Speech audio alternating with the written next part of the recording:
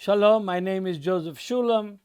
These portions of the Torah that contain 2, 3, 4 chapters of reading are so rich. The book of Genesis is one of the richest books of the whole Bible, and one of the most important books of the whole Bible, because it gives us foundation for everything, from the creation of the world to the relationship of God with his children, with all of humanity, but specifically with the choice that he made of Abraham.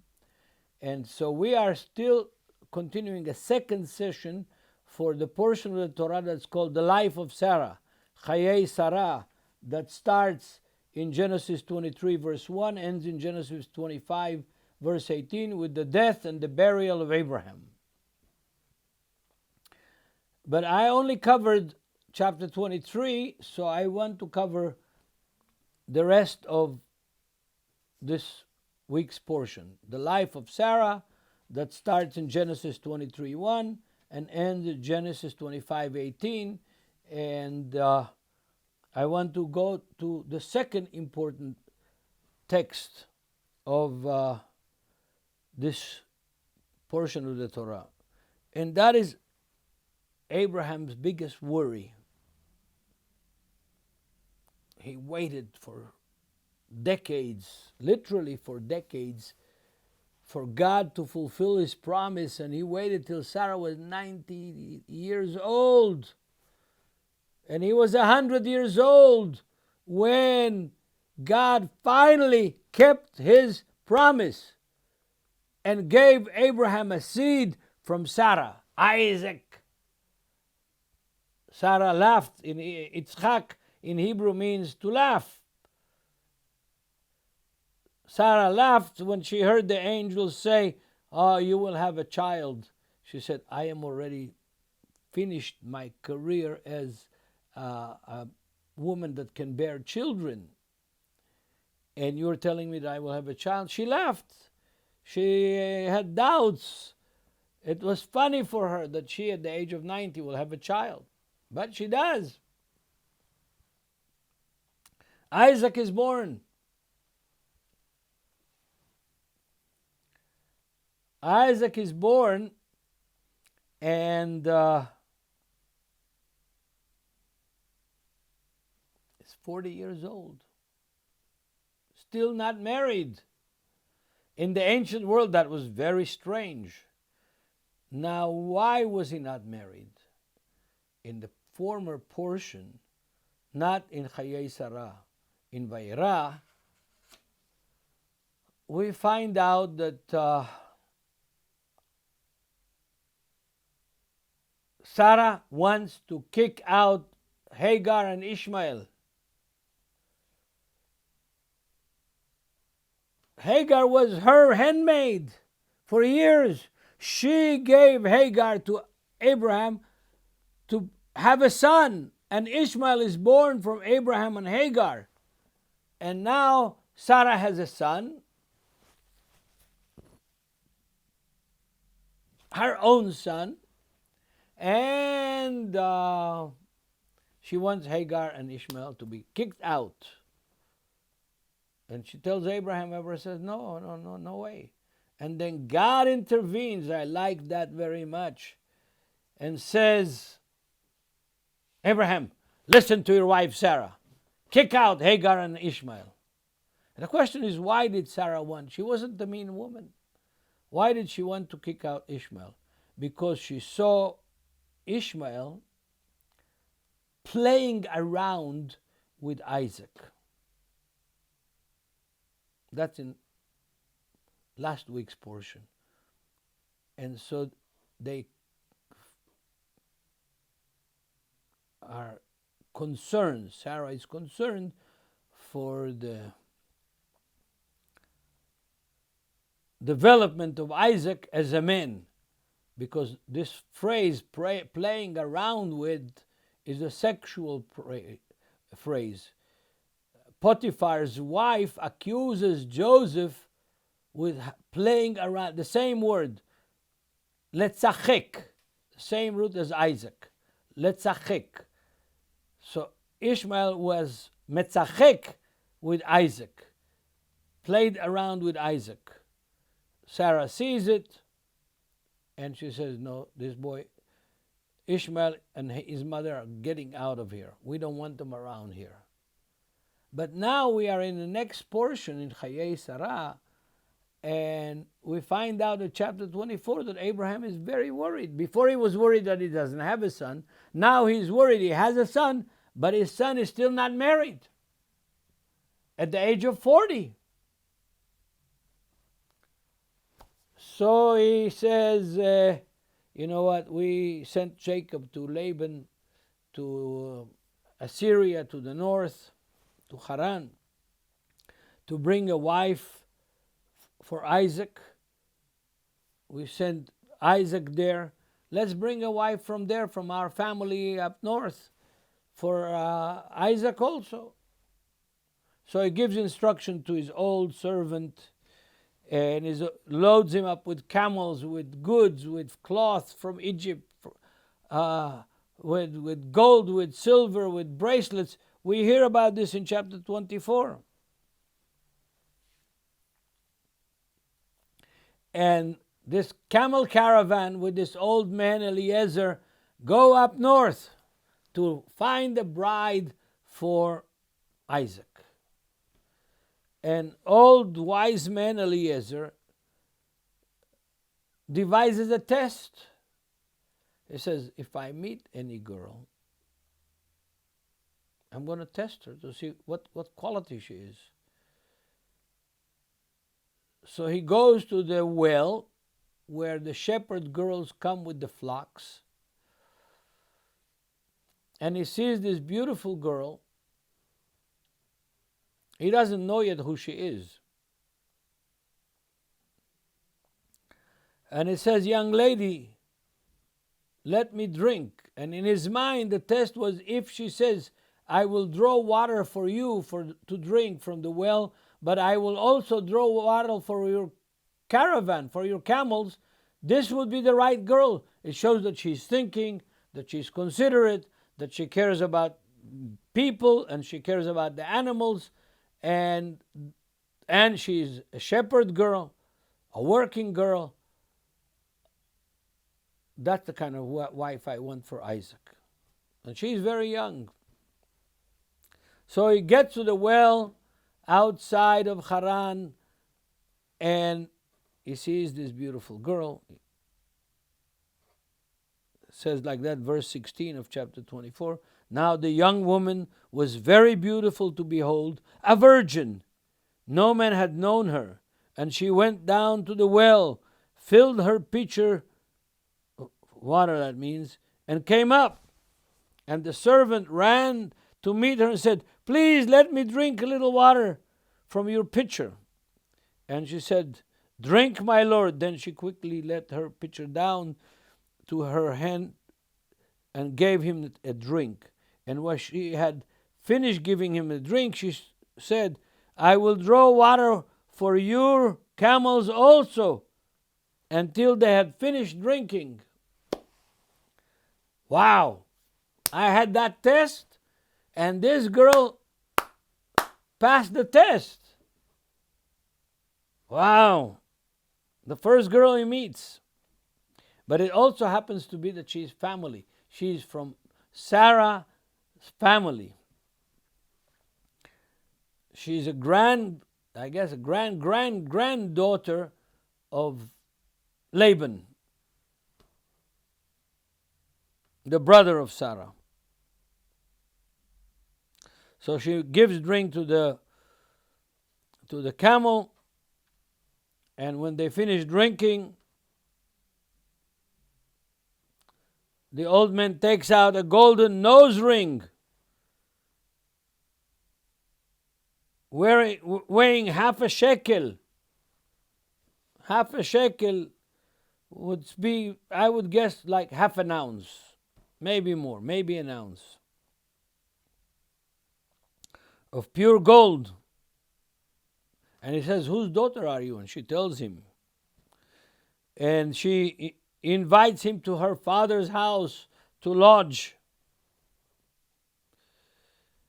And the old servant of Abraham, goes there and he negotiates for Rebekah.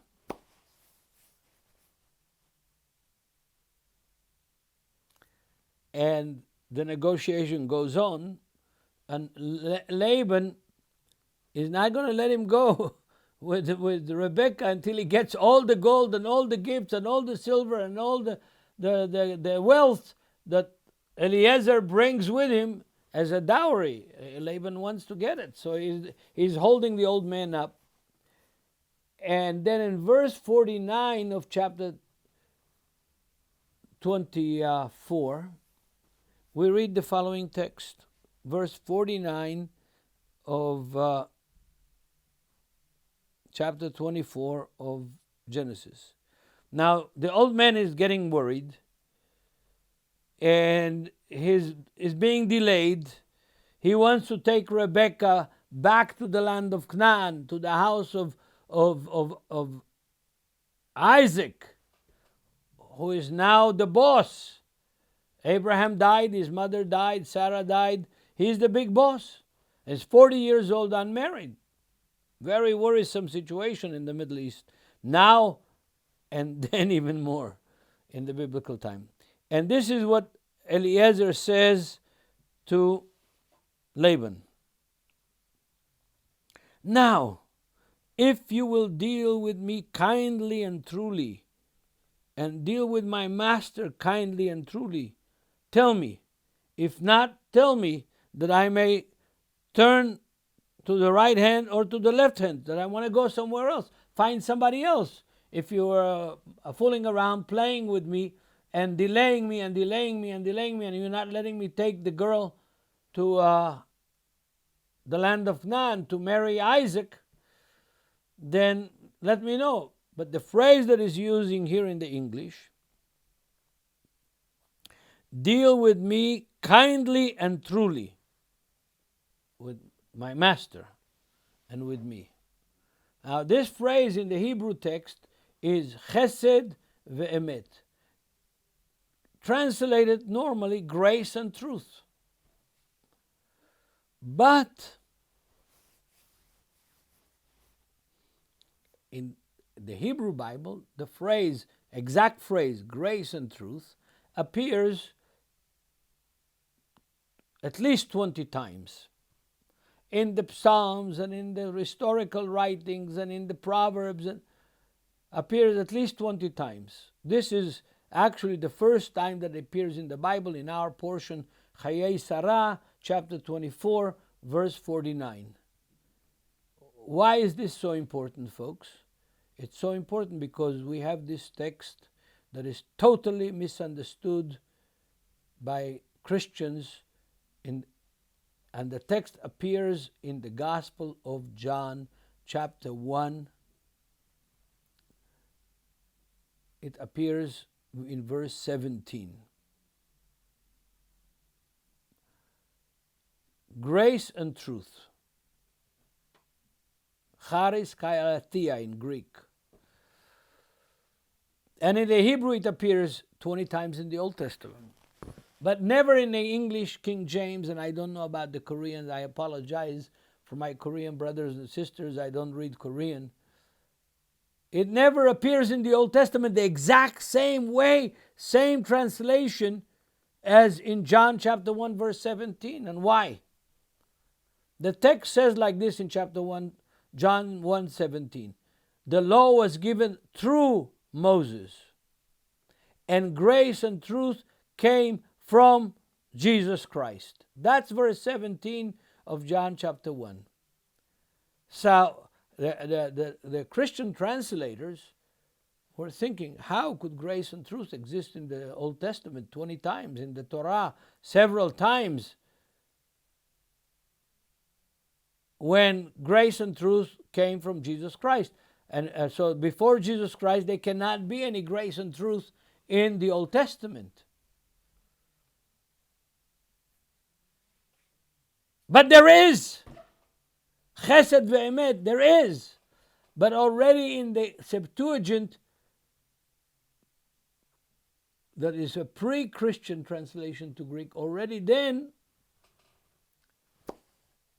they played with the translation, either then or sometimes in the 2nd, 3rd, 4th, 5th century AD.